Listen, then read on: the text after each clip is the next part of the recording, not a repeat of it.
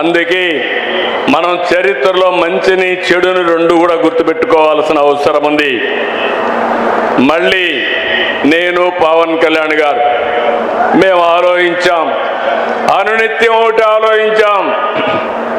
విధ్వంసం జరిగింది, రాష్ట్రం యొక్క బ్రాండ్ దెబ్బతినింది, తెలుగు జాతి నష్టపోయింది. మళ్ళీ ఏం చేయాలని ఆలోచించి ఒకే మాట మీద నిలబడ్డాం. ఈ రాష్ట్ర పునర్నిర్మాణం కోసమే జనసేన, తెలుగుదేశం, బీజేపీ మూడు కలిసి ఎన్డీఏ కూటమి పెట్టుకున్నాం. ఆ కూటమి 21 నెలలు మంచి ఫలితాలు వచ్చాయి. ఈరోజు మీరు చూస్తున్నారు, ఎక్కడికక్కడ సంక్షేమ కార్యక్రమాలు చేపట్టాం, అభివృద్ధి కార్యక్రమాలు చేశాం. పోలవరం ఆంధ్రప్రదేశ్కు జీవనాడి. పోలవరం పూర్తయితే మన జీవితాలు బాగుపడతాయి. అలాంటి పోలవరం ప్రాజెక్ట్ని విధ్వంసం చేసే పరిస్థితికి వచ్చారు. డయాఫామ్ వాల్ని గోదావరిలో కలిపేసే పరిస్థితికి వచ్చారు.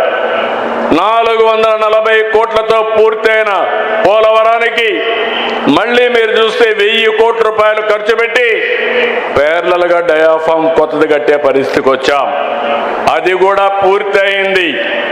రాబోయే రోజుల్లో పొట్టి శ్రీరాములు గారి యొక్క స్ఫూర్తితో 2027 గోదావరి పుష్కరాల కంటే ముందు పోలవరాన్ని జాతికి అంకితం చేస్తాం. అదేవిధంగా ఏదైతే ఇక్కడ మనం కూర్చున్నామో, ఈరోజు ఫౌండేషన్ వేసామో, దీనికి ఒకటే మీ అందరికీ విజ్ఞప్తి చేస్తున్నాం.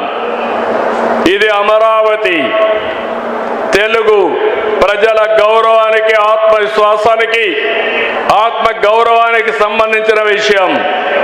ప్రతి ఒక్కరూ గుర్తుపెట్టుకోవాలి. ఇల్లు ఉండడమే కాదు, మనకంటూ ఒక రాజధాని ఉండాలి.